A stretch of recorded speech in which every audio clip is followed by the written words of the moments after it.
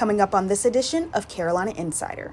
Nearly a year after installation, this Gamecock statue got a new addition. I hope that they just love it so much that they got to walk around and take a good look at it.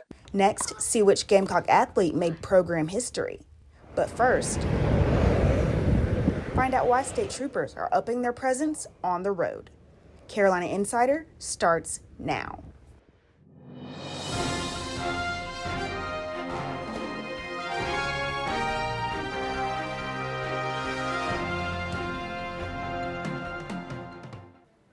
Hello, and thank you for joining us. I'm Makayla Evans. Our top story today, after students expressed their concerns and even marched in protest, USC professor David Voros will not be teaching classes next spring. The arts professor has faced multiple sexual harassment allegations. Interim Arts and Sciences Dean Joel Samuels announced yesterday that Voros will not be assigned any teaching responsibilities. He was originally slated to instruct online next semester. If you're heading out on the road this weekend, you might want to listen up. State trooper presence will be more prominent on Richland County highways and roads. Law enforcement is increasing patrols following a rise in road fatalities. Here with more on that, on the move, is our very own Alexa Daly. Alexa? That's right, Makayla. There has been 50 fatal collisions this year in Richland County alone. Compared to 37 at the same time last year, the increase is hard to ignore.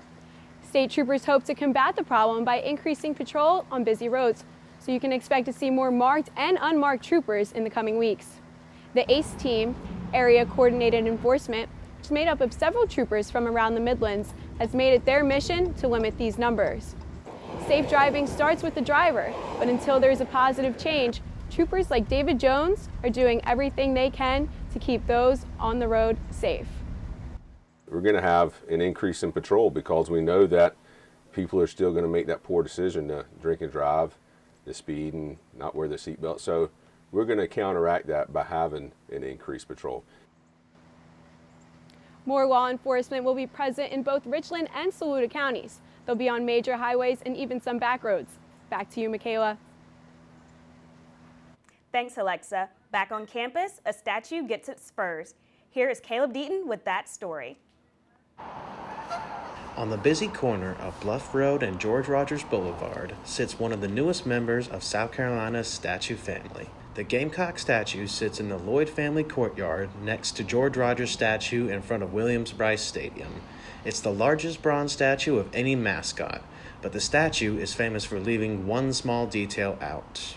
John Hare, former drummer with Jimi Hendrix and architect of over 100 public art commissions, explains the reasoning behind the statue being de-spurred. It turned out spectacularly. We did not put the spurs on because, when I sculpted it, I had the spurs on there because it's a Gamecock. Right. Somebody in the administration decided that, they didn't want spurs on there. And I think maybe it was because of the Michael Vick thing. Where he got the axe because of all that cockfighting he had up there in Virginia.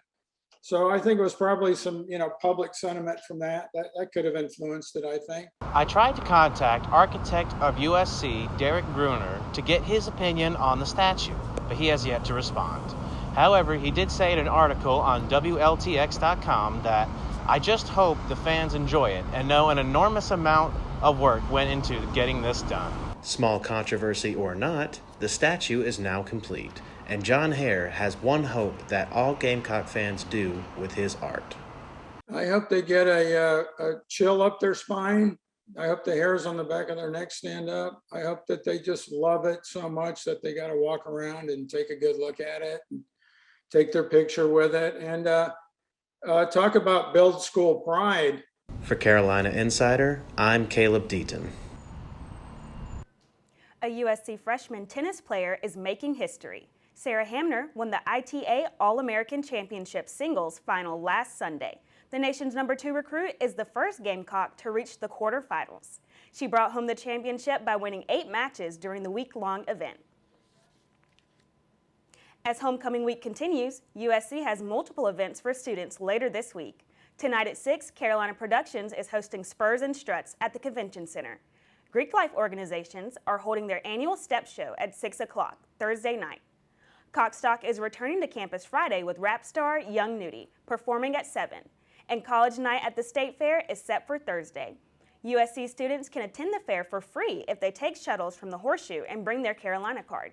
Shuttles will run from 6 to 11 p.m. and tickets are first come, first serve.